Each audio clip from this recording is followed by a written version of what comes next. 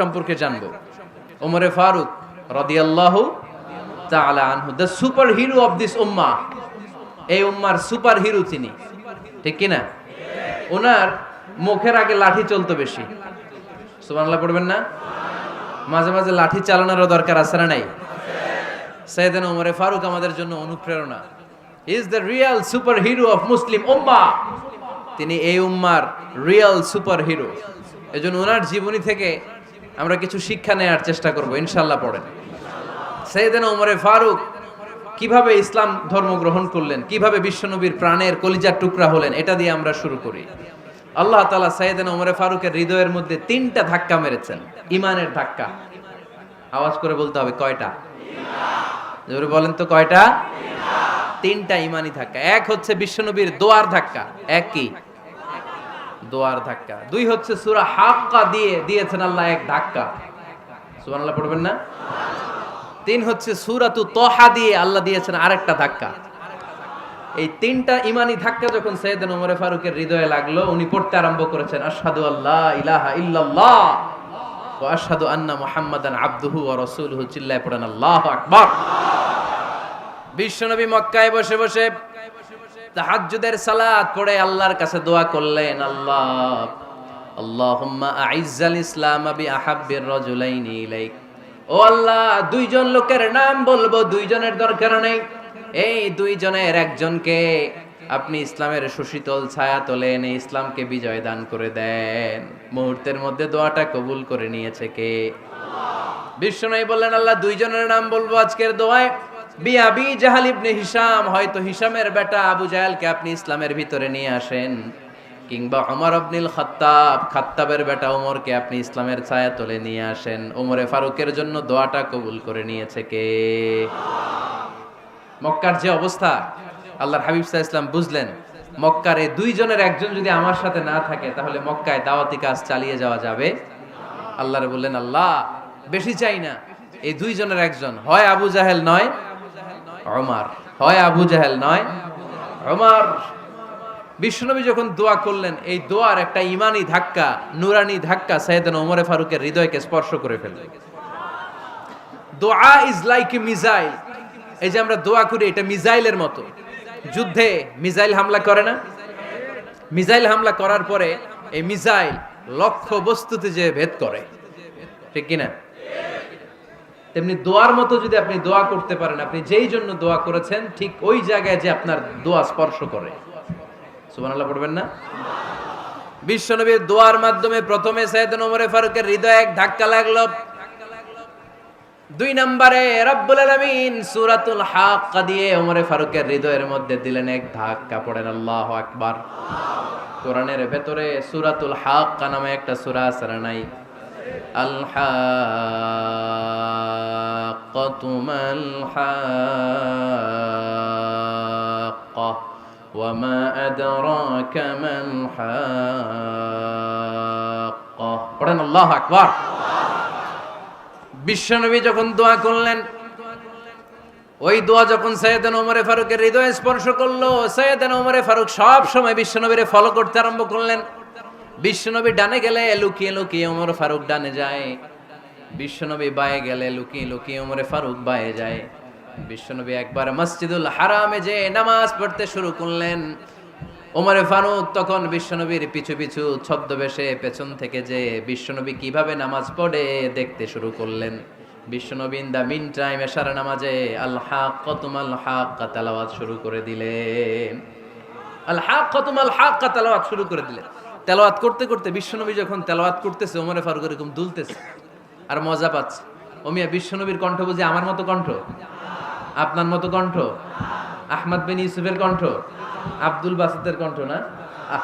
বিশ্বনবীর গলায় যে কি সুরের ঝংকার আল্লাহ দিয়েছেন, কি সুরের লহরী আল্লাহ দিয়েছেন, একবার যে শুনতো পাগল হয়ে যেত। আল্লাহু আকবার।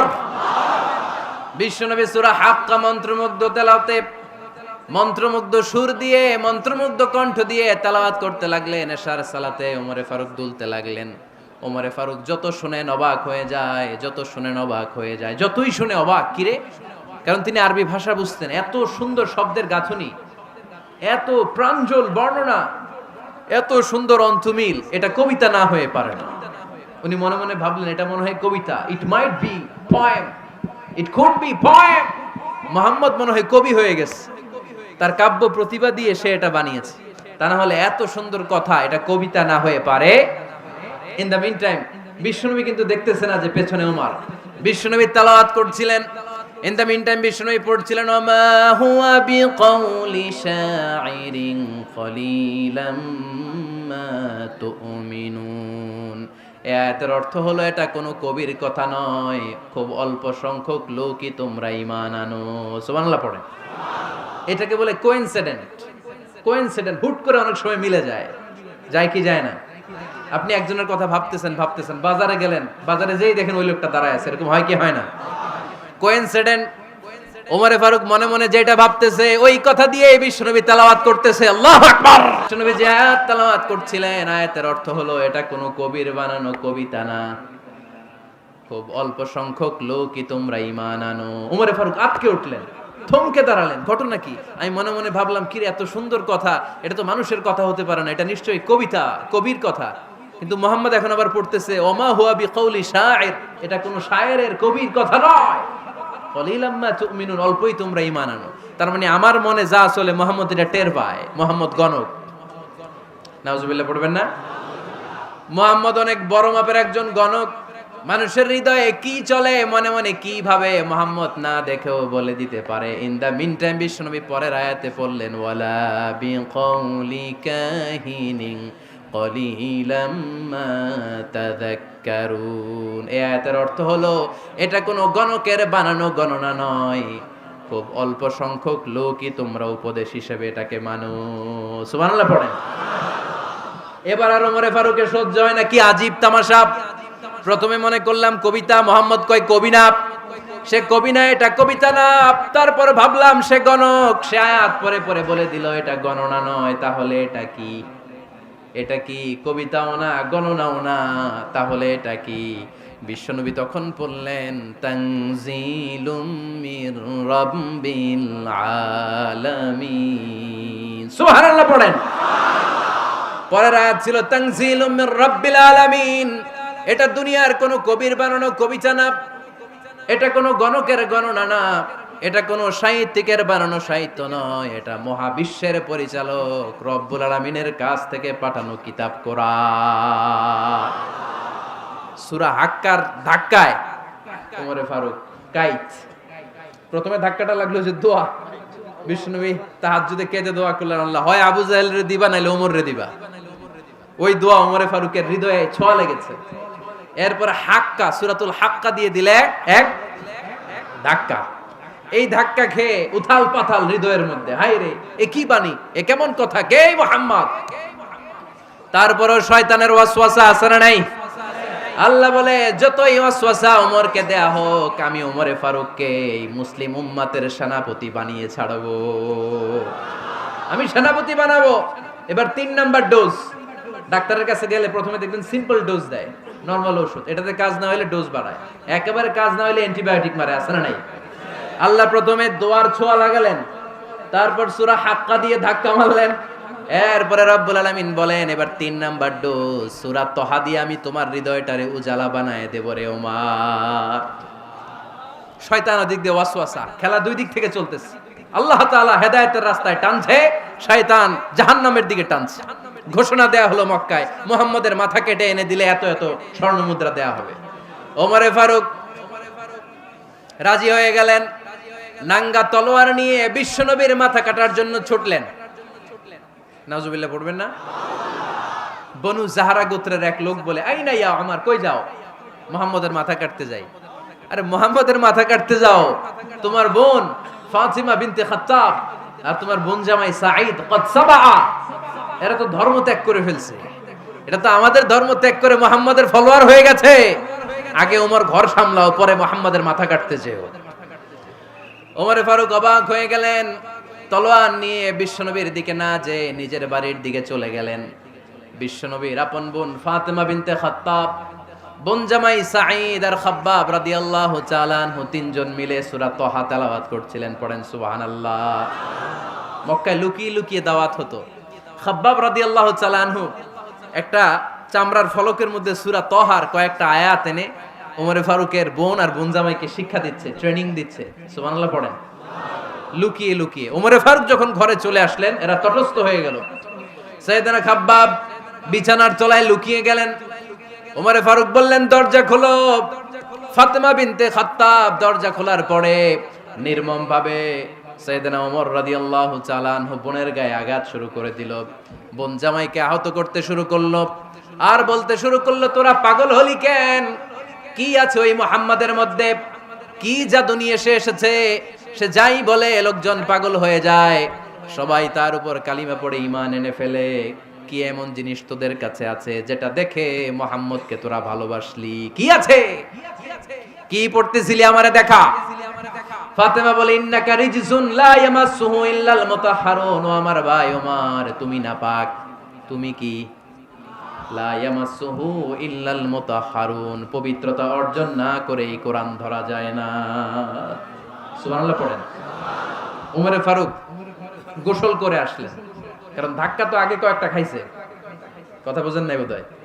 প্রথমে দোয়ার ধাক্কা, পরে কোন সূরা দিয়ে ধাক্কা? হাক্কা দিয়ে ধাক্কা। 3 নম্বরে এখন আরেকটা ধাক্কা খাবে। গোসল করে আসলেন। ফাতেমা বিনতে খাত্তাব বললেন, গোসল যখন করে এসেছেন, এই নেন। ওমরে ফারুক এবার চামড়ার কাপড়ের মধ্যে সূরা তহার প্রথম আয়াতের দিকে নজর করলেন। নজর করেই কোরআনের প্রেমে পড়ে গেলেন। পড়েন সুবহানাল্লাহ। ওমরে ফারুক পড়তে আরম্ভ করলেন, তহা মা আনজালনা আলাইকাল কুরআনা লিতাশকা ইল্লা তাযকিরাতাল লিমান ইয়াখশা তানজিলাম মিম্মান খালাকাল আরদা ওয়াস সামাওয়াতিল উলা। সুবহানাল্লাহ পড়েন। উনি পড়তে আরম্ভ করলেন, তহা মা আনজালনা আলাইকাল কুরআনা লিতাশকা, এই কোরআনকে আমি তোমাদের হতভাগ্য জাতি হিসেবে দুনিয়ায় থাকার জন্য পাঠাই নাই। এটা রব্বুল আলামিনের পক্ষ থেকে এসেছে। যারা রবকে ভয় করে তাদের জন্য আছে উপদেশ। যিনি আকাশ বানিয়েছেন, জমিন বানিয়েছেন, ওই আল্লাহ তাআলা নিজেই এই কোরআন পাঠিয়েছে। আওয়াজ করে পড়তে হবে, আল্লাহু আকবার। উনি খুব ভালো আরবি জানতেন। সূরা তহা পড়ার পরে আর ধৈর্য ধারণ করতে পারে না। ওমরে ফারুক ছোট্ট বাচ্চার মতো কান্না শুরু করে দিলেন। আল্লাহু আকবার। সূরা তহাটা হাতে নিয়ে, তলোয়ারটা হাতে নিয়ে বিশ্বনবীর দিকে ছুটতে আরম্ভ করলেন। আইনা মুহাম্মদ, কোথায় মুহাম্মদ? তোমরা আমাকে মুহাম্মাদের কাছে নিয়ে চলো। বিশ্বনবী তখন সাফা পাহাড়ের পাদদেশে দারুল আরকাম ইবনে আলকামের ঘরে লুকিয়ে লুকিয়ে কোরআনের দাওয়াত দিতেন। ওমরে ফারুককে পাগলের মতো ছুটে আসতে দেখে বিশ্বনবীর চাচা হামজা ইবনে আব্দুল মুত্তালিব বলল, নবী আপনি পালান। ওই যে খাত্তাবের বেটা ওমর আপনাকে অপমান করার জন্য, আক্রমণ করার জন্য তেরে এসেছে। সাহাবীরা বললেন, নবী আপনি পালিয়ে যান, আমরা সামাল দেব। বিশ্বনবী বললেন, না, আমি পালাবো না, বরং তোমরা সরে যাও। ওমর ইবনুল খাত্তাবকে আমার দরবার পর্যন্ত আসতে দাও। আমার তো মনে হচ্ছে ওই যে তাহাজ্জুদের নামাজ শেষে চোখের পানি ছেড়ে যে আমি আল্লাহর কাছে দোয়া করেছি, আজকে আমার ওই দোয়াটা কবুল হতে শুরু করেছে। আমার তো মনে হচ্ছে আমার দোয়া কবুল হবে, আসতে দাও। ওমর ফারুক এসে বললেন, আশহাদু আল্লা ইলাহা ইল্লাল্লাহ ওয়া আশহাদু আন্না মুহাম্মাদান আবদুহু ওয়া রাসূলুহু। আমি সাক্ষ্য দিলাম আল্লাহ ছাড়া কোনো ইলাহ নাই, নিশ্চয় আপনি আল্লাহর প্রেরিত বান্দা এবং রাসূল। পড়েন সুবহানাল্লাহ। ওমর ফারুক যখন কালিমা শাহাদা পড়ে মুসলমান হয়ে বিশ্বনবীর হাতে হাত রাখলেন, মুসলিম সাহাবীদের মধ্যে খুশি আর আনন্দের বন্যা বয়ে গেল। মুসলিম হাতে গোনা সাহাবারা আল্লাহর প্রশংসা করলেন। বিশ্বনবী সাইয়েদনা ওমর ফারুককে জড়িয়ে ধরলেন। ওমর ফারুক এবার বিশ্বনবীরে বললেন, নবী গো, আলাসনা আলাল হক, আমরা কি সত্যের উপরে আছি নাকি আমরা ভুলের উপরে আছি? বিশ্বনবী বললেন, বালা নাহনু আলাল হক, আমরাই সত্যের উপরে আছি। সুবহানাল্লাহ পড়ে। আলাসনা আলাল হক, নবী আমরা কি সত্যের উপরে নাই? হ্যাঁ অবশ্যই ওমর, তুমি সত্যের উপরে আছো। ওমরে ফারুক বললেন, তাহলে ফাফিমাল ইখতিফা, তাহলে লুকায় লুকায় আর দাওয়াত দেব কেন? আমি তো কালিমা পড়ে ফেলছি, আসেন আমার সাথে বের হই। ফাফিমাল ইখতিফা, আর লুকায় লুকায় কেন? আসেন আমরা বাইরে বের হই। বিশ্বনবী বললেন, ওমর এটা মাক্কি জীবন, এখানে আমরা একটু গোপনে গোপনে দাওয়াত দিতে চাই। ওমরে ফারুক বলে, না, আমার দায়িত্ব, আমি একটা মিছিল দিতে চাই নবী। আল্লাহর নামের তাকবীর দিতে দিতে দারুল আরকাম থেকে শুরু করে মসজিদুল হারাম পর্যন্ত একটা মিছিল দিয়ে আমি মক্কা কাঁপাইয়া দেব। অনুমতি দেন। বিশ্বনবী দিতে চায় না। ওমর ফারুক অনেক বুঝানোর পরে স্বল্প পরিসরের একটা অনুমোদন পাওয়া গেল বিশ্বনবী সাল্লাল্লাহু আলাইহি ওয়াসাল্লামের কাছ থেকে। কিন্তু মিছিল যে দিবে, মিছিলের জন্য লোকের দরকার আছে না নাই? এখানে লোক নাই, আমি একাই মিছিল দিতেছি। এটা জমবে? মিছিল জমবে? খুঁজে উনি 11 জন মুসলিম সাহাবা পেলেন। কয়জন? ওমরে ফারুক বললেন 11 জনই সই। এই 11 জন নিয়েই আমি আল্লাহর নামের তাকবীর দেব। 2 লাইন করলেন। কয় লাইন? 2 লাইন। পেছনে 6 জন, আর এই লাইনের নেতা বানালেন বিশ্বনবীর চাচা হামজাকে রাদিয়াল্লাহু তাআলা আনহু। আর সামনে 5 জন, তার আগে দাঁড়ালেন উনি নিজেই। তাহলে 6 6 12। বললেন এই 2 লাইনই আমরা তাকবীর দিতে দিতে, বেশি না, এই দারুল আরকামের ঘর থেকে, আপনারা জানেন যে সাফা মারওয়া এখন যে সাই হয়, এই সাফার পাদদেশে ছিল দারুল আরকামের ঘর। উনি বললেন এখান থেকে ওই যে কাবার গিলাফ দেখা যায়, কাবার গিলাফ পর্যন্ত আমরা এই তাকবীর নিয়ে ওখানে যাব। সুবহানাল্লাহ পড়বেন না? ওখানে উনি দাঁড়িয়ে ছোট্ট একটা ভাষণ দিয়েছিলেন। উনি বলেছিলেন, মান আরাদা আন তাসকুলা উম্মু ওয়া ইয়াতামা ওয়ালাদু ওয়া তারমিলা যাওজাতুহু ফালিয়াসুদ্দানি। খেয়াল করে শুনেন, কান দুইটা খরগোশের কানের মতো খাড়া করেন। উনি এক বাক্যের একটা ভাষণ দিলেন। ভাষণ দিতে জানলে বড় ভাষণ দেয়া লাগে না। এক বাক্যের ভাষণ দিয়ে গোটা বিশ্বকে ঝাঁকুনি মারা যায়। চিল্লায় বলো ঠিক কিনা? ওমরে ফারুক এক বাক্যের একটা ছোট্ট ভাষণ দিলেন। মান আরাদা আন তাসকুলা উম্মু, কে আছো মায়ের এই মক্কায়, কে আছো মায়ের বুক খালি করতে চাও? ইয়া আচামা ওয়ালাদু, কে আছো বাচ্চাগুলারে, নিজের সন্তানগুলোরে ইয়াতিম বানাতে চাও? কে আছো তারমিলা যাওজাতুহু, নিজের স্ত্রীকে বিধবা বানাতে চাও? ফালিয়া সুদ্দানি, বুকের পাটা থাকলে আমি ওমর রে থামাও। ফালিয়া সুদ্দানি, দেখি মক্কায় কার এত বড় বুকের পাটা। কে আছো মায়ের বুক খালি করতে চাও, সন্তান রে এতিম বানাতে চাও, স্ত্রীকে বিধবা বানাতে চাও? ফালিয়া সুদ্দানি, পারলে আমারে ঠেকাও। এই বলে উনি আল্লাহু আকবার, আল্লাহু আকবার, আল্লাহু আকবার বলে স্লোগান শুরু করে দিলেন। এক এক স্লোগানে মক্কার মরুজমিন থারথার করে কাঁপতে আরম্ভ করলো। এই মিছিল মক্কার কেউ দেয় নাই। মিছিলের আওয়াজ শুনে আবু জাহেল বাইরিস, উতবা বাইরিস, শাইবা, ওয়ালিদ ইবনে মুগিরা সব বের হয়েছে। কিরে, আমার এলাকায় এত বড় স্লোগান, কার এত সাহস? বের হয়ে দেখে মিছিলের সামনে ওমর। ওমর রে দেখে দিছে এক দৌড়। কারণ ওমরে ফারুককে থামানোর মতো বাপের বেটা মক্কায় দ্বিতীয়টা কেউ ছিল না। আওয়াজ করে বলেন ঠিক কিনা? ওমরে ফারুক আল্লাহু আকবার, আল্লাহু আকবার বলে স্লোগান দিতে দিতে মসজিদুল হারামের ভেতরে ঢুকে গেল। কাবার গিলাফ ধরার পরে সেদিন মিছিল থেমেছে। ওই আল্লাহর নামের স্লোগান সেদিন কেউ থামাতে পারে নাই, কিয়ামত পর্যন্ত কেউ থামাতে পারবে না। চিল্লায় বলো ঠিক কিনা?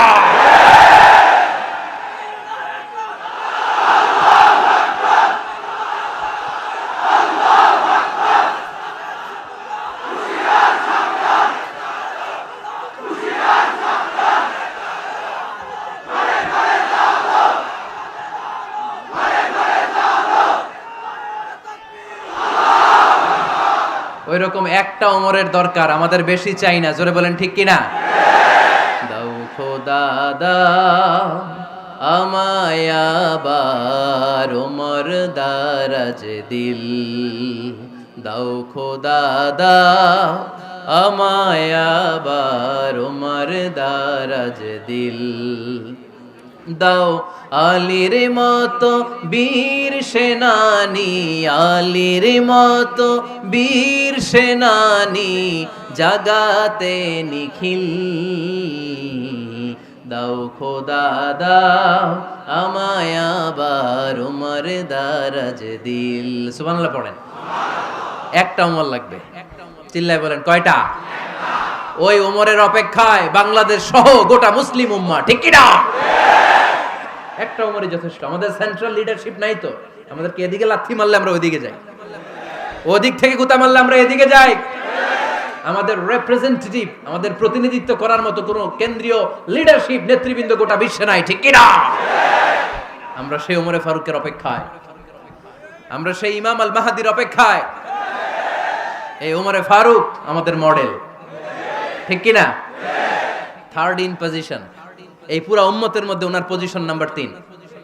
1 নাম্বার পজিশন বিশ্বনবীর, কার? 2 নাম্বার পজিশন কার?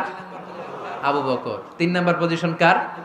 ওমরে ফারুকের। বিশ্বনবী বলতেন লা নবিয়্যা বা'দি, লা নবিয়্যা বা'দি, আমার পরে কোনো নবী নাই। ওয়ালা রাসূলা, আমার পরে কোনো রাসূলও নাই। আমার নবীর পরে আর কোনো নবী আছে? আমার নবীর পরে আর কোনো রাসূল আছে? এই যে কাদিয়ানি যে একটা সম্প্রদায় আছে, এরা কি মুসলিম নাকি অমুসলিম? মুসলিম সম্প্রদায়ের সাথে এদের কোনো সম্পর্ক নাই। চিল্লায় বলেন ঠিক কিনা? এরা যদি মুসলমান হতে চায়, আমার নবী দ্য লাস্ট মেসেঞ্জার বিশ্বনবীকে খাতামুন নবী হিসেবে সংবাদ সম্মেলন করে গোটা বিশ্বকে জানাই দিতে হবে, তারপরে তাদেরকে আমরা মুসলিম হিসেবে স্বীকৃতি দিব। চিল্লায় বলেন ঠিক কিনা? তা না হলে তারা কোন ধর্মের এটাকে জানাই দিতে হবে। No inferiority complex, no identity crisis. Identity ক্রাইসিসে থাকা যাবে না। আপনারা কোন ধর্মের এটা জানাই দেন। আপনারা বিশ্বনবীরও শেষ নবী মানবেন না, আবার মুসলিম বলেও নিজেদেরকে ট্যাগ লাগাতে চাইবেন। সাধারণ মুসলমানরা এটা এই ধোঁকাবাজি মানে না। চিল্লায় বলেন ঠিক কিনা?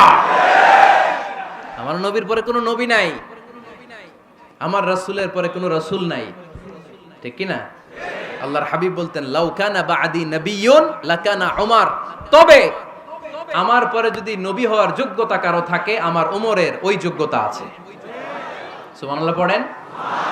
প্রভু তুমি বলেছো রাসূল দেবে না, বলনি দেবে না ওমর, বলনি দেবে না হামজা তারি, খালিদ বিজয় সমর। প্রভু তুমি বলেছো রাসূল দেবে না, বলনি দেবে না ওমর, বলনি দেবে না হামজা তারি, খালিদ বিজয় সমর। প্রভু তুমি বলেছো রাসূল দেবে না।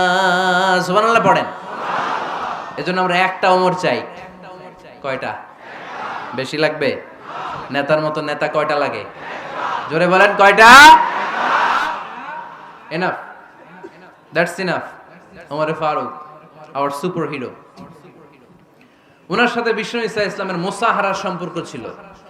ওমরে ফারুক যে বিশ্বনবীর শ্বশুর, এটা অনেকে জানেই না। ওমরে ফারুক রাদিয়াল্লাহু তাআলা আনহু বিশ্বনবীর শ্বশুর ছিলেন। এটা আজকে নতুন শুনছেন। কে কে হাত তোলেন? দেখছেন হুজুর?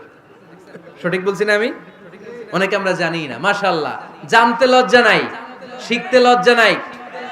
লজ্জা হচ্ছে অজ্ঞতায় আর মূর্খতায়, ঠিক কি না? আমরা শিখতে রাজি আছি। যে কথা বলে আমরা তার ছাত্র। আমার আগে হুজুর কথা বলতেছিলেন, আমরা ছিলাম ছাত্র। এখন আমি কথা বলতেছি, এখন আমরা সবাই হয়ে গেছি ছাত্র, ঠিক কি না? যিনি বলেন তিনি শিক্ষক, বাকিরা আমরা ছাত্র, ঠিক কি না? 4 খলিফার 2 খলিফা, ইসলামের 4 খলিফার 2 খলিফা বিশ্বনবীর মেয়ের জামাই, আর বাকি 2 খলিফা বিশ্বনবীর শ্বশুর। সুবহানাল্লাহ পড়েন। সাইয়েদনা আলী রাদিয়াল্লাহু তাআলা আনহু, সাইয়েদনা উসমান যুন নূরাইন বিশ্বনবীর মেয়ের জামাই। উসমান রাদিয়াল্লাহু তাআলা আনহুর কাছে বিশ্বনবী 2 মেয়েকে বিয়ে দিয়েছিলেন। একজন মারা যাওয়ার পরে আরেকজন। বিশ্বনবী বলেছেন এরপরে আরেকটা থাকলে ওইটারও বিয়ে দিতাম। সুবহানাল্লাহ পড়বেন না? 2 জন ছিল মেয়ের জামাই আর 2 জন ছিল শ্বশুর। সাইয়েদনা আবু বকর শ্বশুর, বিশ্বনবীর স্ত্রী আম্মাজান আয়েশা রাদিয়াল্লাহু তাআলা আনহার বাবা। বিশ্বনবীর স্ত্রী আম্মাজান হাফসা রাদিয়াল্লাহু তাআলা আনহার বাবা ছিল সাইয়েদনা ওমরে ফারুক। চিল্লায় পড়েন আল্লাহু আকবার। জানো তো না পজিশন না? সাইয়্যিদু কুহুলিল জান্নাহ, জান্নাতে যত নারীরা যাবে, নারীদের সর্দারিনী হবে সাইয়্যিদাতুনা ফাতেমা রাদিয়াল্লাহু তাআলা আনহা। এই ফরিদপুরের যত ইয়াং স্টারেরা তোমরা যারা জান্নাতে যাবে, তোমাদের লিডার হবে সাইয়েদনা হাসান আর হুসাইন রাদিয়াল্লাহু তাআলা আনহুমা। আর বয়স্ক মুরব্বীরা যারা জান্নাতে ঢুকবেন, আপনাদের লিডার হবে সাইয়েদনা আবু বকর আর সাইয়েদনা ওমর ফারুক রাদিয়াল্লাহু তাআলা আনহু। সুবহানাল্লাহ পড়তে পারলেন না? ওমর ফারুক এটা সাধারণ কোনো ক্যারেক্টারিস্টিক্স নয়। ওনাকে আল্লাহ তাআলা নলেজও দিয়েছেন, আবার দিনদারিও দিয়েছেন। আমার দিনী ভাইয়েরা খেয়াল রাখবেন, কোন আলেমের মধ্যে বা কোন নেতার মধ্যে যদি এই দুইটার সমন্বয় আপনি পান, যে তার জ্ঞানও আছে আবার দিনদারিও আছে, he belongs the knowledge and he belongs the তাকওয়া, সে গোটা বিশ্বকে জয় করে ফেলবে, ঠিক কি না? যার মধ্যে জ্ঞান আছে, যার মধ্যে তাকওয়া আছে, তারে কেউ থামায় রাখতে পারে? ওমরে ফারুককে এই 2 নেয়ামত দিয়ে ধন্য করেছে কে? সহিহ বুখারীর বর্ণনা, বিশ্বনবী সাহাবীদের সামনে একটা স্বপ্নের কথা বলছেন। বিশ্বনবী বললেন, আমি স্বপ্নে দেখলাম আমার আঙ্গুলের ফাঁকা থেকে দুধ বের হচ্ছে, আমি তৃপ্তি সহকারে দুধ খেলাম। খাওয়ার পরে দেখলাম আঙ্গুলের মধ্যে একটু দুধ লেগে আছে। আমার আঙ্গুলে অতিরিক্ত লেগে থাকা দুধটা আমি ওমরে ফারুকের মুখের মধ্যে লাগিয়ে দিলাম। সাহাবারা বললেন, ইয়া রাসূলুল্লাহ, ইয়া হাবিবাল্লাহ, মাযা আওয়ালতা বিহি, এই স্বপ্নের আপনি কি ব্যাখ্যা করলেন, আমরা তো বুঝলাম না। বিশ্বনবী বললেন, আওয়ালতু বিহি আল ইলম, আমি এই দুধ দিয়ে জ্ঞানের ব্যাখ্যা করেছি, কারণ ওমরকে আল্লাহ যেই জ্ঞান দিয়েছে গোটা বিশ্বের কাউকে এত জ্ঞান দেয় না। এজন্য স্বপ্নে যদি কেউ দেখেন যে আপনি দুধ খাচ্ছেন, তার মানে আল্লাহ তাআলা আপনার জ্ঞান বাড়ায় দিবে। ওমরে ফারুককে দুধ খেয়ে অতিরিক্ত দুধের অংশটা বিশ্বনবী আবু বকর রাদিয়াল্লাহু তাআলা আনহুর মুখে দেন নাই, সাইয়েদনা উসমানের মুখে দেন নাই, আলী রাদিয়াল্লাহু তাআলা আনহুর মুখে দেন নাই। স্বপ্নে ওই অতিরিক্ত লেগে থাকা দুধটা বিশ্বনবী ওমরে ফারুকের ঠোঁটের মধ্যে লাগিয়ে দিয়েছেন। এই হাদিস থেকে প্রমাণ হয় আল্লাহ তাআলা জ্ঞানের নেয়ামতে সাইয়েদনা ওমরে ফারুককে ধন্য করেছেন। আবার বুখারীর বর্ণনা, বিশ্বনবী সাল্লাল্লাহু আলাইহি ওয়াসাল্লাম আরেকটা স্বপ্নের বর্ণনা দিচ্ছেন। তিনি বললেন, তোমাদের সবাইকে স্বপ্নে আমার সামনে দাঁড় করানো হলো। আমি দেখলাম তোমাদের কারো জুব্বা নাভি পর্যন্ত, কারো জুব্বা হাঁটু পর্যন্ত, কারো জুব্বা টাকনু পর্যন্ত। ওমরে ফারুককে যখন স্বপ্নে আমার সামনে দাঁড় করিয়ে দেয়া হলো, আমি দেখলাম ওমরের জুব্বা এত লম্বা, ওমর টেনে হিচড়ে তার জুব্বা নিয়ে সামনে হেঁটে যাচ্ছে। সাহাবারা বললেন, ফামাযা আওয়ালতা বিহি ইয়া রাসূলুল্লাহ, ও আল্লাহর রাসূল, এই স্বপ্ন দিয়ে আপনি কি বোঝাতে চাইলেন, আমরা কিছু বুঝলাম না। বিশ্বনবী বললেন, আউয়ালতু বিহি আদ-দীন, আমি এই হাদিসের দ্বারা দ্বীনের ব্যাখ্যা করলাম, যার জামা যত লম্বা তার দ্বীনদারি তত বেশি। সুবহানাল্লাহ, আসতে পড়েন। স্বপ্নে দেখলেন কোন সাহাবীর জুব্বা নাভি, কোন সাহাবীর হাঁটু, কারোটা টাকনু, কিন্তু ওমরে ফারুকের জুব্বা এত লম্বা, ইয়াজুরু সাওবাহু, তিনি তার জুব্বা টেনে হিচড়ে যাচ্ছেন। বিশ্বনবী বললেন, এটা দ্বারা আমি দ্বীন, আমি তাকওয়া, দ্বীনদারি, তাকওয়া, এটার ব্যাখ্যা করেছি। তার মানে ওমরে ফারুকের তাকওয়ার সামনে সব তাকওয়া পানি হয়ে যাবে। কোন সুবহানাল্লাহ। আল্লাহ তাআলা সাইয়েদনা ওমরে ফারুককে দ্বীনের জ্ঞান দিয়েছেন, তাকওয়া দিয়েছেন।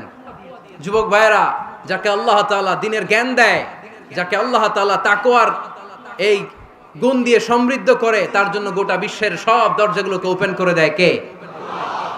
কত বড় মুত্তাকি ছিলেন সাইয়েদনা ওমরে ফারুক। মদিনার সমাজে কয়জন মুনাফিক ছিল বিশ্বনবী ছাড়া কেউ বলতে পারতেন না। বিশ্বনবী কোন সাহাবীকে মুনাফিকদের লিস্ট দিয়ে যান নাই, একজন সাহাবী ছাড়া। দেখি কেউ বলতে পারেন কিনা ওই সাহাবীর নাম? কি নাম? হুযায়ফা ইবনুল ইয়ামান রাদিয়াল্লাহু তাআলা আনহু। ওনাকে বলা হতো সাহিবু সিররি রাসূলিল্লাহ, আল্লাহ রাসূল সাল্লাল্লাহু আলাইহি ওয়াসাল্লামের গোপন তথ্যের ধারক বাহক। সুবহানাল্লাহ পড়বেন না?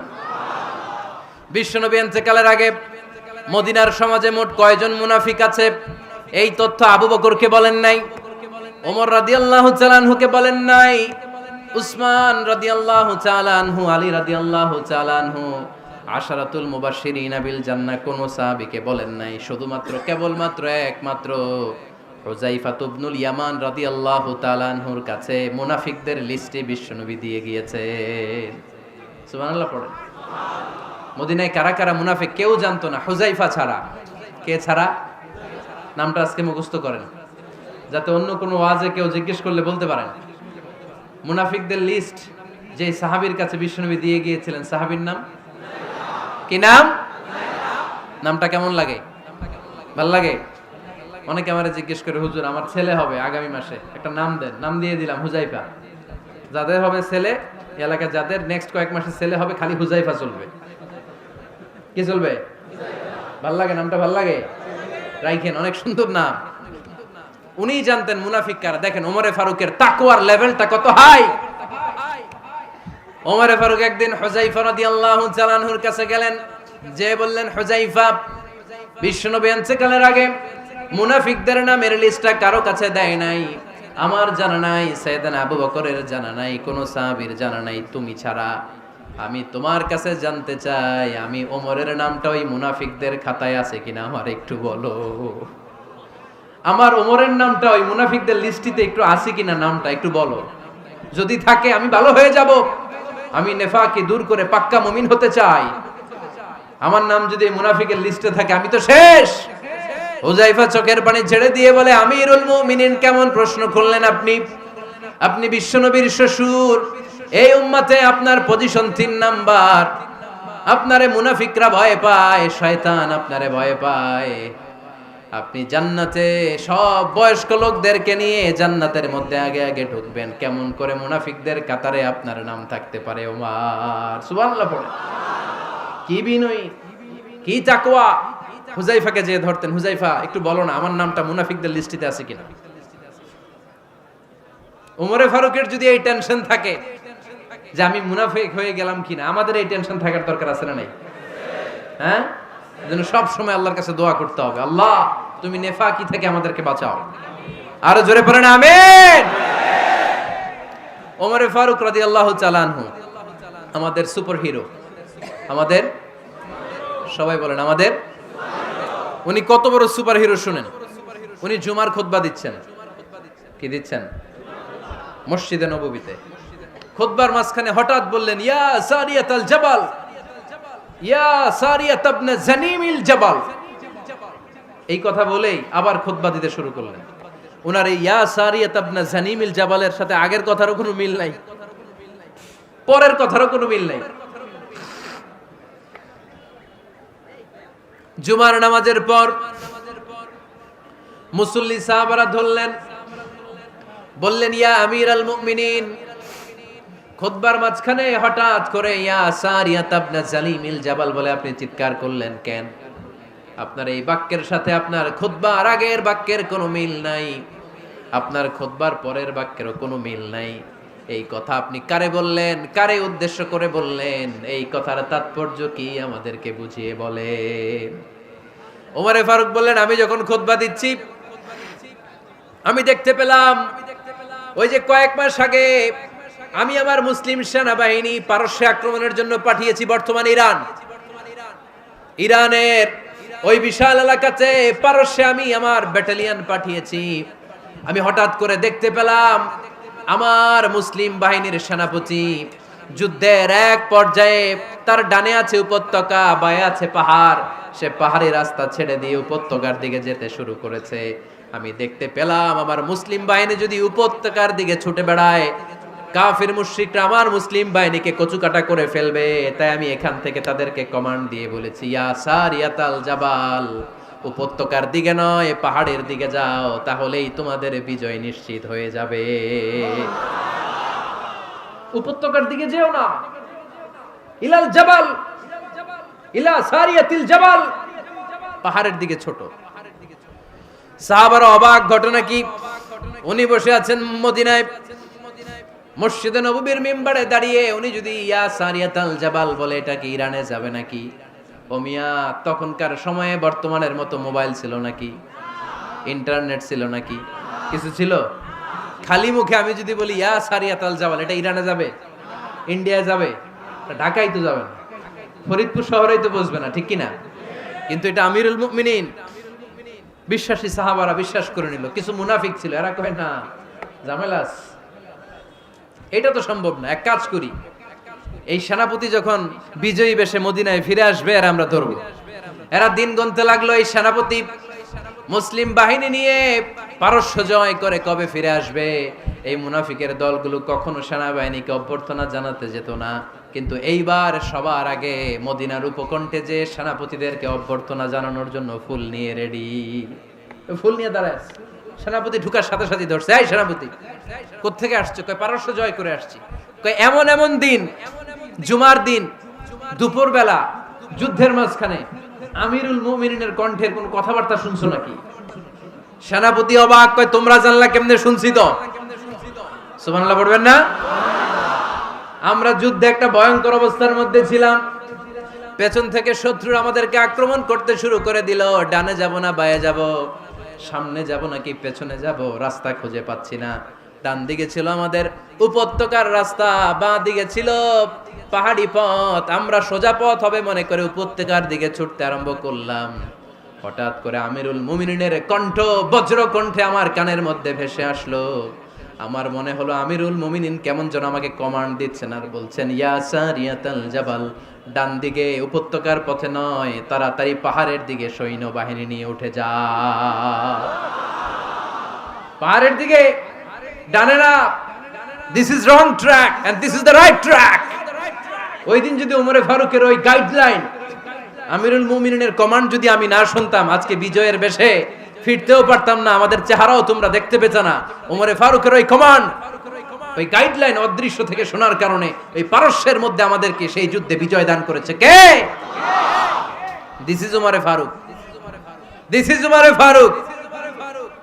বিশ্বনবী বলছেন, ওমর, মা লাকিয়াকা শাইতানু সালিকান ফাজ্জান ইল্লা সালাকা ফাজ্জান গায়রা ফাজ্জিক। ওমর, শয়তান ইবলিস যদি তোমারে কোনো রাস্তা দিয়ে হাঁটতে দেখে, শয়তান ওই রাস্তা রেখে দিয়ে অন্য রাস্তা দিয়ে হাঁটে।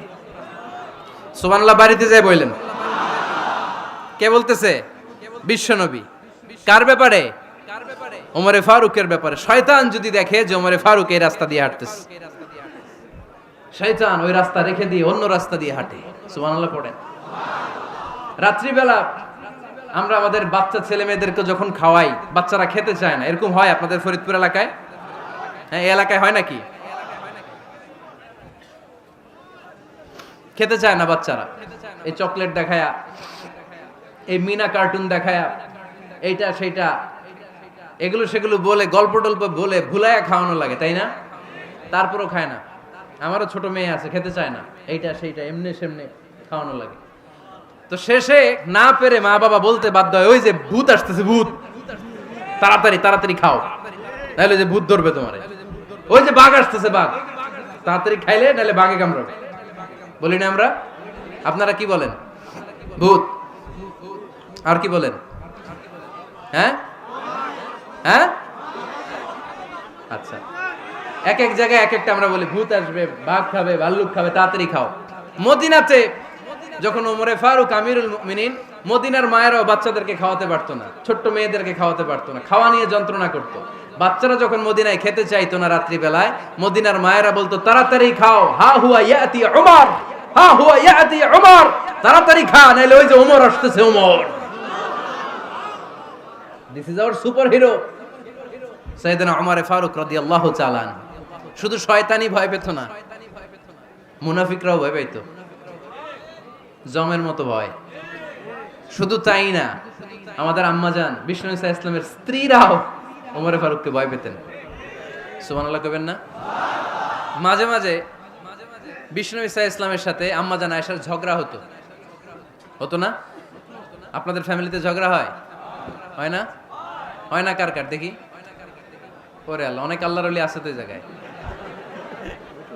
ঝগড়া হয় না? কি কথা কয়, ঝগড়া হয় না বলে? বিশ্বনবীর ফ্যামিলিতে ঝগড়া হয়, আপনার ফ্যামিলিতে হয় না? মিষ্টি ঝগড়া। আর ও বিয়েই করে নাই।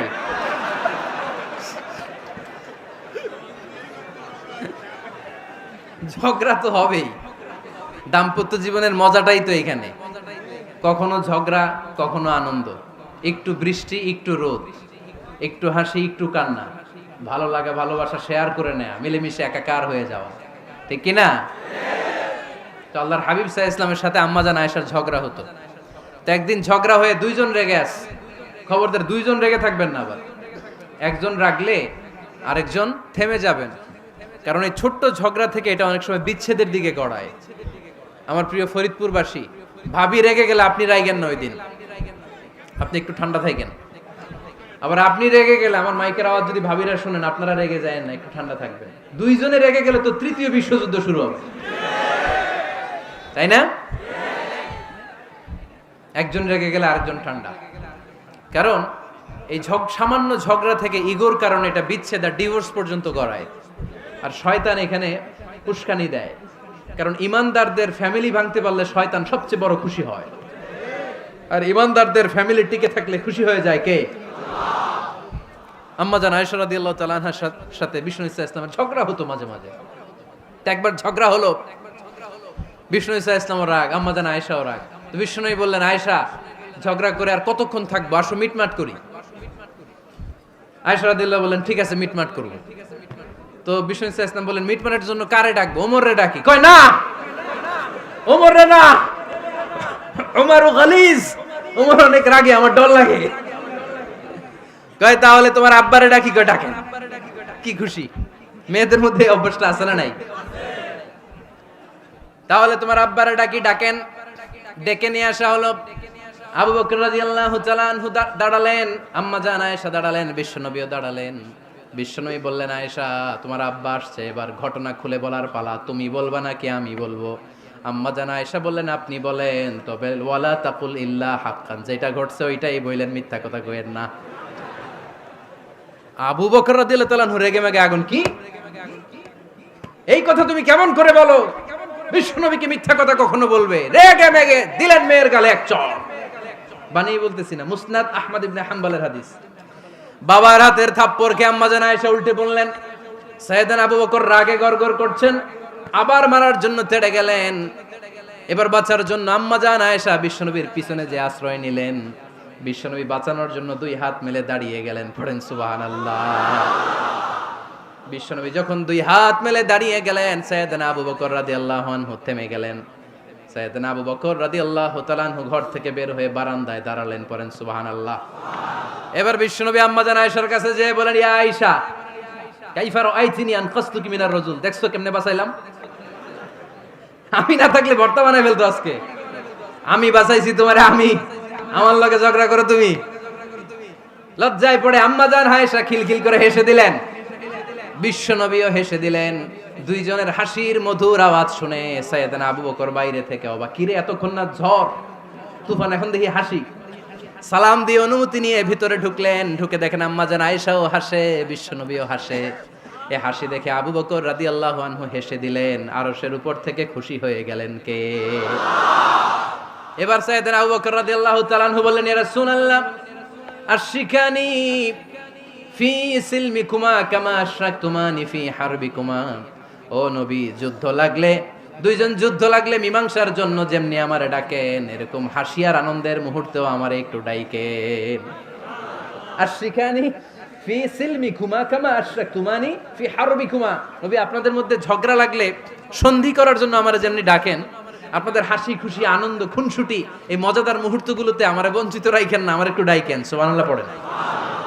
এই মুসনাদে আহমদ ইবনে হাম্বলের হাদিস শোনার উদ্দেশ্য হচ্ছে, বিশ্বনবী প্রথমে ওমর ফারুকের নাম বলেছিলেন।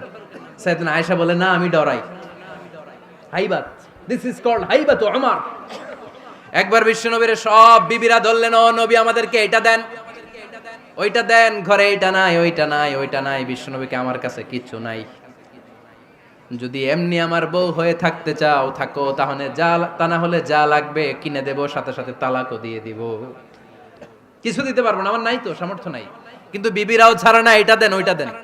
বিশ্বনবী রহমতের নবী, বিবিদেরকে বুঝাতেও পারেন না। বিবিরা আবদার করতেছে, নবী এটা লাগবে, ওইটা লাগবে। ইন দ্য মিন টাইম বিশ্বনবী একজনের সালাম শুনতে পেলেন। কে যেন দরজায় দাঁড়িয়ে বলতেছে, আসসালামু আলাইকুম। বিশ্বনবী দরজার দিকে তাকালেন, তাকিয়ে বললেন, ওয়া আলাইকুমুস সালাম। আর বুঝতে পারলেন এটা আমার ওমরের সালাম। সালাম দেওয়ার পরে বিবিদের দিকে তাকায় দেখে একজন বিবিও নাই, সব অন্দরমহলের ভিতরে দৌড়। সুবহানাল্লাহ পড়তে পারলেন না? This is our super hero Omar. এরকম ওমর একটা লাগবে, চিল্লায় বলেন কয়টা? একটা ওমর গোটা বিশ্বকে সোজা করে দিবে। একটা ওমর সবল আর দুর্বলের সব পার্থক্য দূর করে দিবে। মাজলুমের উপর জালিমের অত্যাচারের অবসান ঘটায় দিবে। গোটা বিশ্বটাকে সাম্য, মৈত্রী, ভালোবাসার ইনসাফ দিয়ে পরিপূর্ণ করে দিবে। সেই ওমরের অপেক্ষায় আমরা। নিজের ছেলেকে 80টা বেত মেরেছেন। কয়টা? 80টা বেত মেরেছে। এই ব্যাপারে অনেকগুলো বর্ণনা পাওয়া যায়। সবচেয়ে সহিহ বর্ণনা হচ্ছে মুয়াত্তা ইমাম মালিকের বর্ণনা। ওমরে ফারুক রাদিয়াল্লাহু তাআলা আনহুর ছেলে আব্দুর রহমান মারুফুন বিআবি শাহমা ছিলেন মিশরে। ওখানে নাবিজ খেয়েছিলেন। নাবিজ হচ্ছে আরব দেশের লোকেরা দুধের মধ্যে শক্ত খুরমা রাত্রেবেলা ঢেলে দিত। ঢেলে দিলে সারা রাত ওই খুরমার রসটা দুধের সাথে মিশে দুধটা লাল হয়ে যেত। এটারে সকালবেলা খেত, খুব সুস্বাদু। এটাকে বলে নাবিজ। কিন্তু এটা রাতে ভিজাইলে সকালেই খাইতে হয়, রেখে দিলে আবার একটু সমস্যা হয়। এটা অনেকটা তারির মতো হয়ে যায়, মাতলামি চলে আসে। তো ওমরে ফারুকের ছেলে নাবিজ খেয়েছেন, মদ খাননি, নাবিজ। কিন্তু নাবিজ খাওয়াতে সাকরান চলে এসেছে। সাকরান চলে আসাতে এটা যখন প্রমাণিত হয়েছে, আমর ইবনে আল আস রাদিয়াল্লাহু তাআলা আনহু নাকি 80 বেত মেরেছেন মিশরে। কয় বেত? নিয়ম হচ্ছে সবার সামনে, কিন্তু সবার সামনে না মেরে একটু গোপনে মেরেছে। এই তথ্য যখন ওমরে ফারুকের কাছে এসেছে, উনি বললেন না, মারতে হবে সবার সামনে, আলাদা মাল্লা কেন? ও মদিনায় ফিরে আসলে আমি আবার 80টা মারব। মদিনায় ফিরে আসার পরে সাইয়েদনা ওমরে ফারুক ওই আগের 80টারে আর ধরেন নাই, নিজ হাতে আবার 80টা বেত মেরেছেন। এই বেত মারার 1 মাস পরে এই আবু শাহমা ইন্তেকাল করেছে। অনেক ঐতিহাসিক বলে এই বেতের আঘাতে মরেছে, কেউ কেউ বলেছে নিজের রোগের কারণে মরেছে। কিন্তু দিস ইজ দ্য ইনসাফ সিস্টেম অফ উমর। নিজের ছেলে বলে ছেড়ে দেয় নাই। এখন নিজের ছেলে হইলে 7 খুন মাফ, নেতার ছেলে হইলে 10 খুন মাফ, এলাকার মোড়লের ছেলে হইলে 10 খুন মাফ। নো পার্সিয়ালিটি ইন ইসলাম। ইসলামে পার্সিয়ালিটি নাই। আপনি নেতার ছেলে হন, আপনি বিজনেস ম্যাগনেটের ছেলে হন, আপনি যেই হন না কেন, ইসলামের দৃষ্টিতে সবাই সমান। চিল্লায় বলেন ঠিক কিনা? বানু মখজুমিয়া গোত্রের এক নারী চুরিতে ধরা পড়ল। সাহাবারা বললেন, নবী মদিনার সবচেয়ে ভেরি প্রেস্টিজিয়াস এন্ড ডিগনিফাইড ফ্যামিলির মেয়ে, আপনি হাত কাটেন না, কারণ ইসলামের নিয়ম চুরি করলে কি কেটে দাও। বিশ্বনবী বললেন, বলো কি? হাত না কাটার জন্য তোমরা আমাকে রেকমেন্ড করছো? এটা আল্লাহর আইন, পৃথিবীর কেউ রেকমেন্ড করলো শোনার ক্ষমতা আমার নাই, কারণ আইনটা দিয়েছে কে? লাউ কানাত ফাতিমাতু বিনতি মুহাম্মাদিন সারাকাত লাকাতা মুহাম্মাদুন ইয়াদাহা। আরে বনু মাকসুমিয়া মেয়ে তো দূরের কথা, আমার কলিজার টুকরা ফাতেমাও যদি আজ চুরিতে ধরা পড়তো, তার হাত কেটে দিতে আমি 1 মিনিটও দেরি করতাম না। দিস ইজ ইসলাম। এই হচ্ছে ওমরে ফারুকের মানাকিব। এরকম ওমরে ফারুক কয়টা লাগবে?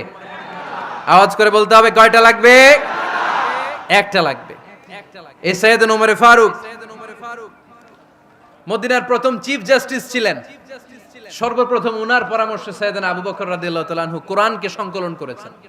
আমরা এই যে কোরআন পড়ি 30 পারা, এমদাদিয়া লাইব্রেরির 114টা সূরা, কত সুন্দর সন্নিবেশ করা হয়েছে, এখানে সাজানো হয়েছে।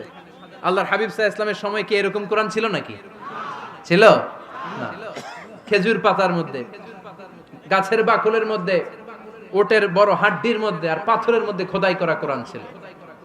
সাইয়েদনা আবু বকরের সময় রাদিয়াল্লাহু তাআলা আনহুর সময় যুদ্ধ হলো, 70 জন হাফেজ সাহাবী ইন্তেকাল করলেন।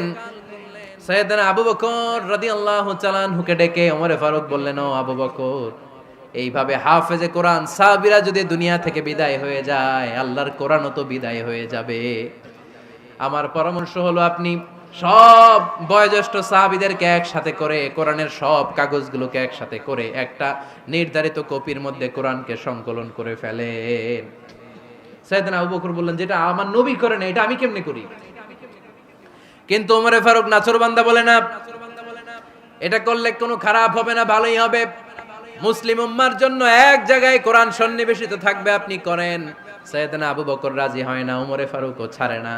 ওমরে ফারুক বলতে বলতে বলতে বলতে এমন ভাবে সাইয়েদনা আবু বকর রাদিয়াল্লাহু তাআলা আনহুকে ধরলেন, সব শেষে সাইয়েদনা আবু বকর ওমরে ফারুকের কথায় কোরআন সংকলনে রাজি হয়ে গেলেন। পড়েন সুবহানাল্লাহ।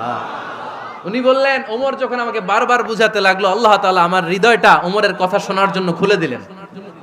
আল্লাহ তাআলা কেমন যেন আমাকে ইলহাম করলেন, আবু বকর করো, এই কাজের মধ্য দিয়ে আমি আমার কোরআনকে গোটা বিশ্বে জীবিত রেখে দেব।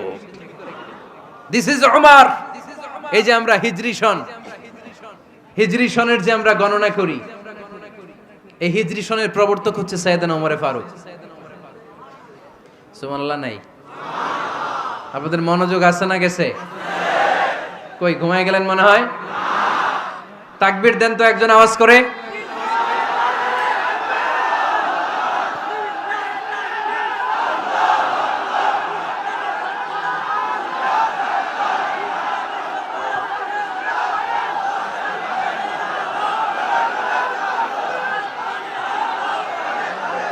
মাশাআল্লাহ মাশাআল্লাহ। বসেন বসেন, এখনই শেষ করে দেব কিছু সময়ের মধ্যে। আমরা একসাথে বিদায় নিব ইনশাআল্লাহ। ওঠা বসা করবেন না, ওঠা বসা করবেন না, বসেন।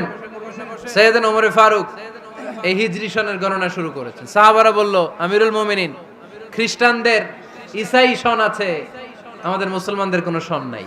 আমাদের একটা সন থাকলে আমাদের জিজিয়া নিতে, আমাদের যাকাতের টাকা উত্তোলন করতে অনেক সুবিধা হবে। ওমর ফারুক বললেন, তাহলে কোন সালকে হিজরি, কোন সালকে মুসলিম সাল হিসেবে আমরা ঘোষণা দিতে পারি? একজন বলল, আমার নবী যেই সালে জন্মগ্রহণ করেছেন ওই সালে। ওমর ফারুক বললেন, না, আমার নবীর জন্ম আমাদের জন্য খুশির দিন, কিন্তু এটা আমাদের জন্য প্রেরণা নয়। প্রেরণা নবীর কাজে, ঠিক কিনা? আরো কিছু সাহাবারা বলল, তাহলে যেই সালে আমার নবী ইন্তেকাল করেছে ওইটারে প্রথম সাল ধরেন। ওমরে ফারুক বললেন, না, যেদিন তিনি ইন্তেকাল করেছেন এটা আমাদের দুঃখের দিন, এটা আমাদের প্রেরণা নয়। আমাদের প্রেরণা হচ্ছে বিশ্বনবীর ত্যাগ, তিতিক্ষা আর কাজের মধ্য দিয়ে। জোরে কোন ঠিক কিনা? ওমরে ফারুক বললেন, যেদিন বিশ্বনবী ইসলাম রক্ষায় নিজের মাতৃভূমি ছেড়ে মক্কা থেকে মদিনায় গিয়েছেন, ওই দিনটাকে হিজরি প্রথম দিন ধরে আমরা হিজরি সাল গণনা করে শুরু করে দেব। ওইটাই হচ্ছে হিজরি সন। সেখান থেকে হিজরি সনের প্রবর্তন করেছেন সাইয়েদনা ওমরে ফারুক রাদিয়াল্লাহু তাআলা আনহু। এই যে স্টেট গভর্নমেন্ট, এই যে প্রিজন, জেলখানা, ক্যান্টনমেন্ট, সচিবালয়, গণভবন, বঙ্গভবন, মুক্তিযোদ্ধাদের ভাতা, রাষ্ট্রীয় ভাতা, এই সব নিয়ম কানুন সাইয়েদনা ওমরে ফারুক তার রাষ্ট্রীয় আমলে তিনি নিজে করেছেন। চিল্লায় পড়েন আল্লাহু আকবার। মুসলমানদের আলাদা কারেন্সি, নিজস্ব মুদ্রা ব্যবস্থা নিজে চালু করেছেন। সৈনিকদের মধ্যে যারা বিবাহিত, প্রতি 6 মাস অন্তর অন্তর 1 মাসের ছুটি কাটাতে তারা ফিরে আসবে, সাইয়েদনা ওমরে ফারুক চালু করেছেন। চিল্লায় আওয়াজ করে পড়েন আল্লাহু আকবার। এই যে আমরা 20 রাকাত সালাতুত তারাবি পড়ি রমাদানে, পড়েন না আপনারা? এটা সাইয়েদনা ওমরে ফারুক চালু করেছে। সুবহানাল্লাহ পড়তে পারলেন না? কোরআনে মোট 22টা আয়াত আছে যেখানে সাহাবারা ইনডিসিশনে ভুগছিলেন। বিশ্বনবীর মত একটা, ওমরে ফারুকের মত আর একটা। এই 22 জায়গায় আল্লাহ তাআলা বিশ্বনবীর মতের পক্ষে আয়াত নাজিল না করে ওমরে ফারুকের মতের পক্ষে কোরআনের আয়াত নাজিল করেছেন। আওয়াজ করে পড়েন আল্লাহু আকবার। এদিকে উঠলেন কেন আপনারা? যারা উঠছেন আমার দিকে তাকান।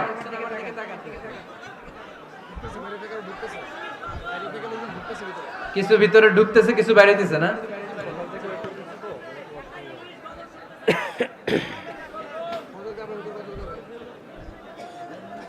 সাইয়েদনা ওমরে ফারুক, আমরা সাহাবীদের জীবন চরিত পড়তে চাই না, কত যে অনুপ্রেরণামূলক দৃষ্টান্ত সাইয়েদনা ওমরে ফারুক আমাদের জন্য রেখে গিয়েছেন। ওমরে ফারুক যখন খলিফা, দিনের বেলায় যদি রাষ্ট্রে কোনো নিয়ম জারি করতেন, দিনের বেলায় জনগণকে কোনো বিষয়ে যদি নিষেধ করতেন, রাত্রে বেলায় খাওয়ার সময় ফ্যামিলি মেম্বারদের সবাইকে বলতেন, এই দিনের বেলা আমি জনগণকে এই কাজ করতে নিষেধ করেছি, তোমরা আমার ফ্যামিলি মেম্বার, খবরদার তোমরা এই কাজ করো না। জনগণ করলে যতটুকু শাস্তি, তোরা করলে পাবি ডবল শাস্তি। সুবহানাল্লাহ কইবেন না? আমাদের নেতারা ওই বাড়ির বিচার করে, ওই বাড়ির মাইয়ার বিচার, ওই বাড়ির পোলার বিচার। নিজের পোলা গাঞ্জা টানে, আছে না নাই? নিজের মেয়ে অপরাধ করে, আছে না নাই? কি নেতা ছিলেন ওমরে ফারুক! আগে নিজের ঘর সামলিয়েছেন, আগে নিজেকে সামলিয়েছেন, নিজের ঘর ঠিক করেছেন। বলেছেন জনগণ করলে যত বেদ, তোরা করলে double Veda. This is call leader, ঠিক কি না? এক বাবা এসে বললেন, ওমরে ফারুক আমার ছেলে কথা শোনে না, বেয়াদব। ওমরে ফারুক ছেলেরে ডাকলেন, বাবা তুমি তোমার আব্বাজানের কথা শোনো না, এটা তো কবিরা গুনাহ। ছেলে বলে, ওমরে ফারুক সব দায়িত্ব আল্লাহ ছেলে মেয়েদেরকে দিয়েছে, বাবা মাকে কোনো দায়িত্ব দেয় নাই। ওমরে ফারুক বললেন, অবশ্যই দায়িত্ব দিয়েছে। তাহলে বলেন আমার বাবার দায়িত্ব কি? উনি বললেন, প্রাইমারিলি প্রথমত 3 দায়িত্ব। আইয়ান তাকিয়া উম্মা, পৃথিবীর প্রতিটি বাবার উচিত ছেলেদের মেয়েদের জন্য ভালো মায়ের ব্যবস্থা করা। 2 নম্বরে আইয়ুহসিনা ইসমা, সুন্দর তার একটা নাম রেখে দেয়া। 3 নাম্বার ইউআল্লিমাহুল কিতাব, তার আল্লাহর কিতাব শিক্ষা দেওয়া। এবার ছেলেকে আমার আব্বা 3টার একটাও করে নাই। এবার ওমরে ফারুক রেগে গেলেন, বাবার কাঁধে ধরলেন, বললেন তুই ছেলের জন্য বিচার নিয়ে আসলি, তোর 3টা দায়িত্বের একটাও তুই পালন করিস নাই। ছেলে বলে, আমিরুল মুমিনিন, আমার মা নর্তকী, আমার মা মাজুসি, আমার মায়ের মধ্যে কোনো আদব কাদব নাই, সুন্দরী দেখে আমার মারে বাবা বিয়ে করছে, আমার মায়ের কাছ থেকে জীবনে কিছু শিখি নাই। 2 নাম্বার সাম্মানি খানফাসা, আমার বাবা আমার নাম রেখেছে চামচিকা। কি নাম রাখছে? এটা নাম হইলো একটা, এরকম উল্টাপাল্টা নাম আছে না নাই? না, এগুলো রাখবেন না। আব্দুল্লাহ রাখবেন, আব্দুর রহমান রাখবেন। আরেকটা কি বলছি আজকে? হুযায়ফা রেখে দিয়েন, পারবেন? ওয়ালাম ইউআল্লিমনি হারফাম মিন কিতাবিল্লাহ, আমিরুল মুমিনিন। শুধু তাই না, আল্লাহর কোরআনের একটা অক্ষর আমার বাবা কোনোদিন আমারে শিক্ষা দেয় নাই। ওমর ফারুক রেগে গেলেন, এবার বাবার কান্দে ধইরা মারতে শুরু করলেন।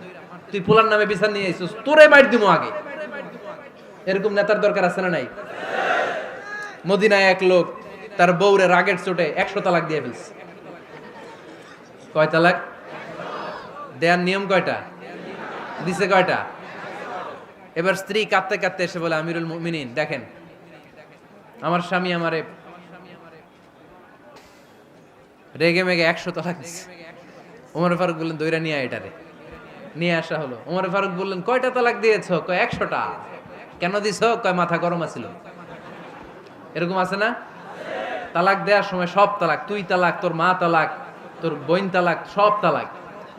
তালাক দিবে ওয়াইফ রে, দিতেছে সবাই রে। তো ওমর ফারুক বললেন, দিবে 3টা, 100টা দিলা কেন? কয় মেজাজ গরম ছিল। কয় দাঁড়া, আত-তালাকু মিন শাআইরিল্লাহ, তালাক হচ্ছে আল্লাহর দেয়া বিধানের একটা নিদর্শন। এটা নিয়ে তুই খামখেয়ালি করলি। আমার রায় শোন, আমার রায় হচ্ছে 3 তালাকে তোর বউ তালাক, বাকি 97 তালাক তোর পিঠের উপরে পড়বে। এরকম বিচারের দরকার আছে না নাই?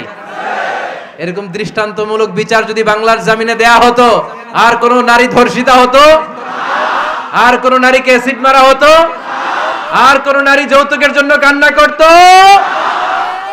একটা আমল লাগবে, বেশি না। কয়টা লাগবে? তিনি গভর্নর সিস্টেম চালু করেছিলেন। Governor system, Islamic state. Bahrain, Yemen, মিসর, কুফা, বসরা, মক্কা, মদিনা, এই 7 জায়গায় 7 জন গভর্নর পাঠিয়েছেন। তাদের থেকে তথ্য নিতেন। এই গভর্নর সিস্টেম উনি বানিয়েছেন। সাইয়েদনা আমর ইবনে আল-আস রাদিয়াল্লাহু তাআলা আনহুকে পাঠিয়েছেন মিশরে। মিশরে একটা দৌড় প্রতিযোগিতা হতো। ওই দৌড় প্রতিযোগিতায় আমর ইবনে আল-আস রাদিয়াল্লাহু তাআলা আনহুর ছেলে অংশগ্রহণ করেছে। কিন্তু এক মিশরি ওই দৌড় প্রতিযোগিতায় চ্যাম্পিয়ন হয়ে গেছে। রানার্স আপ হয়েছে আমর ইবনে আল-আসের ছেলে। এবার মিশরি ফার্স্ট আর গভর্নরের ছেলে সেকেন্ড। রাগের চোটে আমর ইবনে আল-আসের ছেলে ওই মিশরির মাথার মধ্যে কয়েকটা বাড়ি মেরেছে। মিশরি বলে, আমার মাল্লা কেন? তুমি খেলায় পারো না, আমারে মাল্লা কেন? কয়, আনা ইবনুল আকরামিন, আমি গভর্নরের পোলা, আমি যা বলবো এটাই হবে, আমার উপরে কথা নাই। মিশরি ওইখানে আর ঝগড়া বাঁধায় নাই, মনে দুঃখ নিয়ে মদিনায় চলে আসলেন। এসে বললেন, আমিরুল মুমিনিন, আপনি আমর ইবনুল আস রাদিয়াল্লাহু তাআলা আনহুকে মিশরের গভর্নর বানিয়ে পাঠিয়েছেন। একটা প্রতিযোগিতায় আমি চ্যাম্পিয়ন হয়েছি, ওনার ছেলে হয়েছে রানার আপ। কেন সে চ্যাম্পিয়ন হতে পারে নাই? এই কারণে আমার মাথায় লাঠি দিয়ে 3টা বাড়ি মেরে। বিচারটা দিছে কার দরবারে? কথা বুঝেন নাই বোধহয়? ওমর ফারুকের দরবার। ওমর ফারুক বললেন, তাই আগামী বছরের অমুক তারিখ আমি সব গভর্নরদেরকে ডেকে হিসাব নেই, তো ওই দিন তুই থাকবি, পারবি না? মিশরে বলে, পারবো মানে অবশ্যই পারবো। ওই দিন 7 রাজ্য থেকে 7 গভর্নর হাজির, গভর্নরদের ছেলেরাও হাজির, মিশরীয় হাজির। 7 গভর্নরের কাছ থেকে 7 এলাকার খোঁজ খবর নেয়ার পরে ওমরে ফারুক বললেন, আইনাল মিসরি, মিশরি লোকটা কই, এদিকে আয়। মিশরি সামনে আসার পরে বলল, আমর ইবনুল আস, তুমি মিশরের গভর্নর, তোমার ছেলে সহ তুমি আসো। আমর ইবনুল আস এসে সামনে বসে রইলেন। এবার বললেন, ও আমর ইবনুল আসের ছেলে, তুমি নাকি ইবনুল আকরামিন গভর্নরের ছেলে, তুমি যা বলবা মিশরে নাকি তাই হবে, তোমার নাকি অনেক দাপট।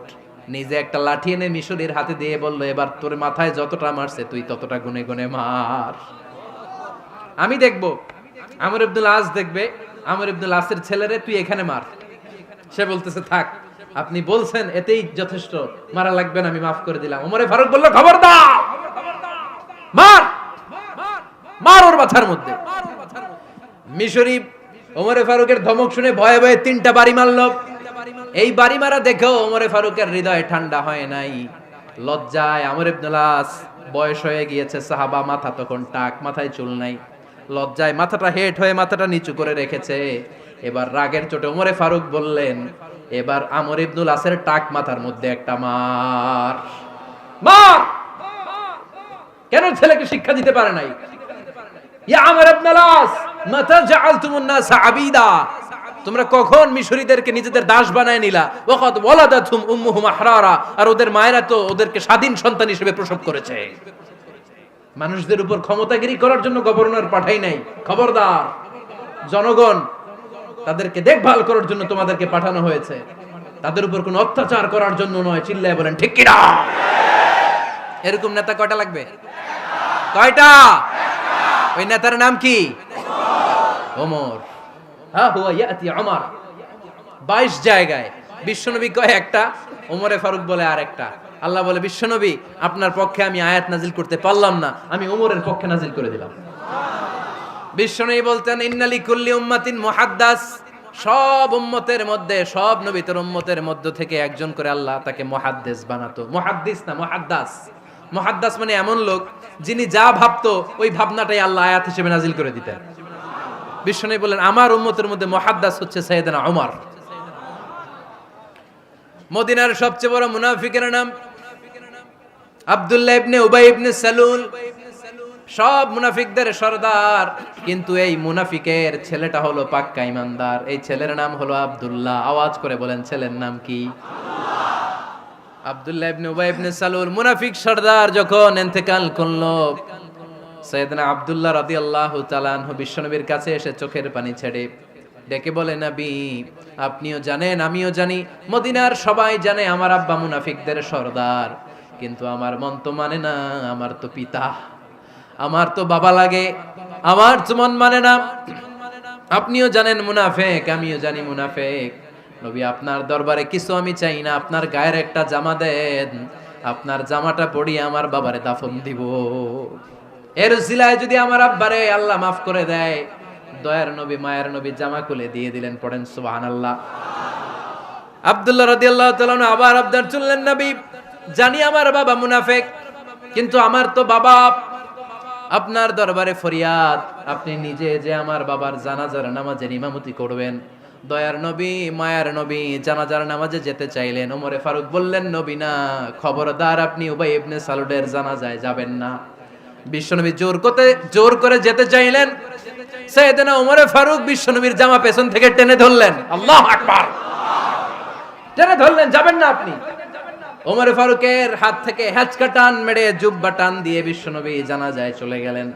রব্বুল আলামিন আয়াত নাজিল করলেন, ইস্তাগফির লাহুম আও লা তাস্তাগফির লাহুম ওয়া ইন তাস্তাগফির লাহুম ৭০ মাররাতান ফালান ইয়াগফিরাল্লাহু লাহুম। নবী গো, একবার নয়, দুইবার নয়, ৭০ বারও যদি এই মুনাফিকের জন্য আপনি ক্ষমা চান, তার জন্য ক্ষমা নাই, তার জন্য আছে জাহান্নাম।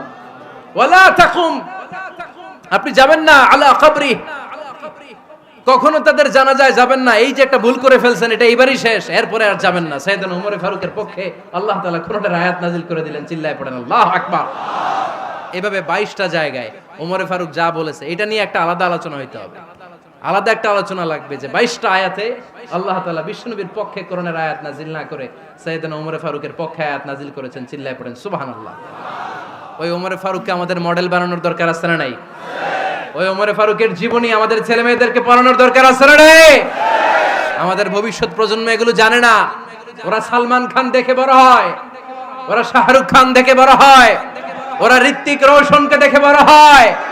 ওরা মনে করে যে এরাই বড় সুপার হিরো। আমাদের যে কত বড় সুপার হিরো আছে এরা জানেই না।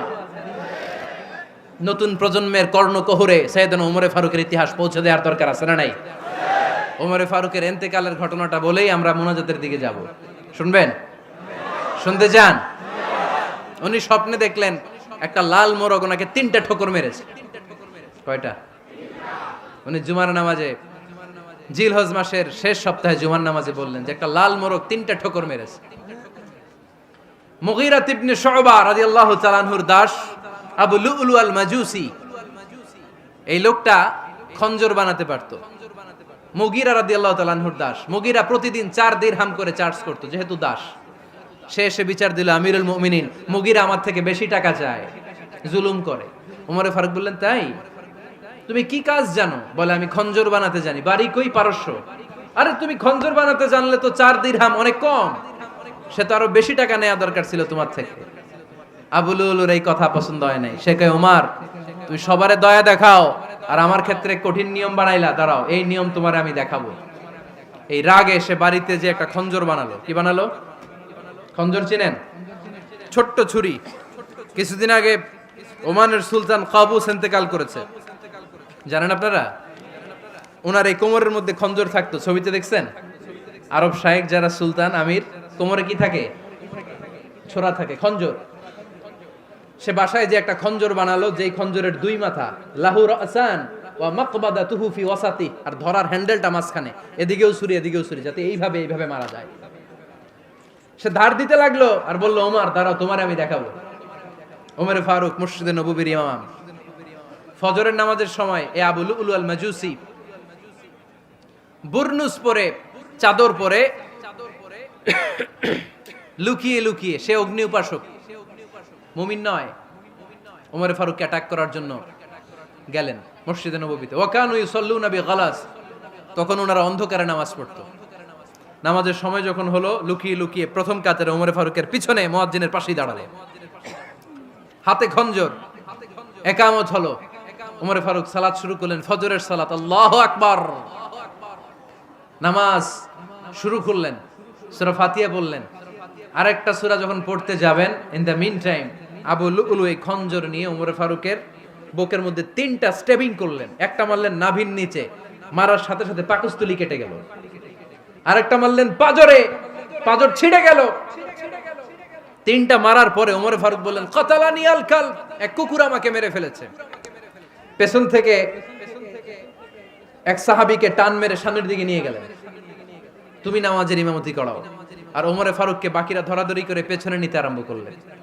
আর এই আত্মাই আক্রমণ যে করেছে, সে কাতারের মাঝখান দিয়ে যেতে আরম্ভ করলো আর 2 দিকে ছুরি মারতে আরম্ভ করলো। 13 জন সাহাবীর গায়ে ছুরি মেরেছে, 7 জন সাহাবা স্পট ডেথ, জায়গায় মৃত্যু। এই ভয়ঙ্কর অবস্থা দেখে এক সাহাবী বুরনুস, এক ধরনের জুব্বা আছে মাথাওয়ালা, অনেকে জ্যাকেট পরছেন না এরকম মাথাওয়ালা, লম্বা জুব্বা আছে, আরবরা শীতে পড়ে মাথাওয়ালা, এই মাথাওয়ালা জুব্বা বের করে এক সাহাবী জালের মতো তার দিকে উড়ায় মারলো। ওই বুরনুসের মধ্যে পেঁচিয়ে আবু লুলু মাটিতে পড়ে গেল আর সুইসাইড করে ফেললো, নিজের বুকে নিজে মেরে আত্মহত্যা। যেই সাহাবীকে ইমামতির জন্য দাঁড় করালেন, উনি ছোট্ট সূরা দিয়ে, প্রথম রাকাতে সূরা আল কাউসার, দ্বিতীয় রাকাতে সূরাতুল ইখলাস দিয়ে নামাজ শেষ। ওমরে ফারুক বেহুশ। ওমরে ফারুক কি? হ্যাঁ, বেহুশ। সবাই কান্নাকাটি করতেছে, সবাই দেখতে গেলেন, এখন হুঁশ ফিরে না। মুখের মধ্যে, মুখ খুলে রাষ্ট্রের চিকিৎসক মুখের মধ্যে দুধ দিলেন, ওই নাভি দিয়ে দুধ বের হয়ে যায়, পাকস্থলী কেটে ওখান দিয়ে দুধ বের হয়ে যাচ্ছে। তারা বললো, ওনারে বাঁচানো সম্ভব না, দেখেন হুঁশ ফিরে কিনা। হুঁশ ফিরলে ওনার পরে কে আমির হবে, উনি যেন প্যানেল ঠিক করে দিয়ে যায়। সবাই তাকিয়েছে ওমরে ফারুকের চোখের দিকে। আল্লাহর মেহেরবানিতে ঘন্টা খানিক পরে উনি চোখ খুললেন। চোখ খোলার পরেই বলেন নাই, ও মা আমি মরে যাই। চোখ খোলার পরে উনি বলেন নাই, কে মারলো আমারে। চোখ খোলার পরে উনি বলেন নাই, আমার পরে নেতা কে হবে। চোখ খোলার পরে সর্বপ্রথম কথাটি ছিল, আসল্লান নাস, আমার নেতৃত্বে যে ফজরের নামাজটা শুরু হয়েছিল, এটাকে ঠিকমতো তোরা পড়েছিলি? আমার নেতৃত্বে যে ফজরের জামাত শুরু হয়েছিল, সেটা ঠিকঠাক মতো সমাপ্ত হয়েছিল কিনা আগে বল। আসল্লান নাস, নামাজটা হয়েছে কিনা বল। সুবহানাল্লাহ কইতে পারলেন না? This is Omar, hour super hero. নেতা অনেকগুলো লাগে না, এরকম নেতা একটাই যথেষ্ট, যে গোটা বিশ্বকে কাঁপায় দিতে পারে। চিল্লায় বলো ঠিক কিনা?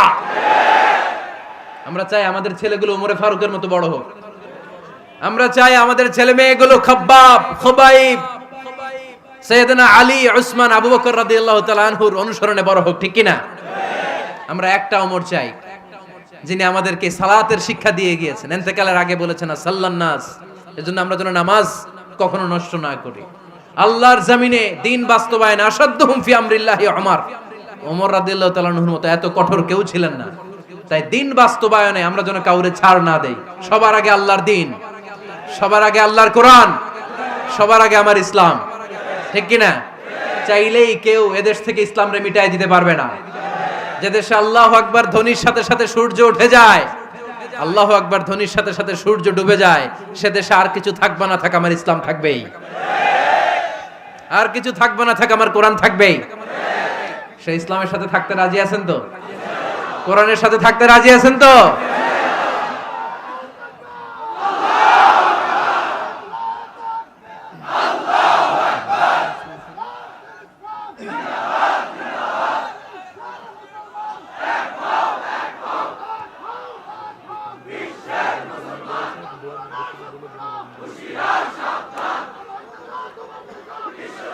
আল্লাহ আমাদের সবাইকে কবুল আর মঞ্জুর করে নেক। আমরা পড়ি আমিন।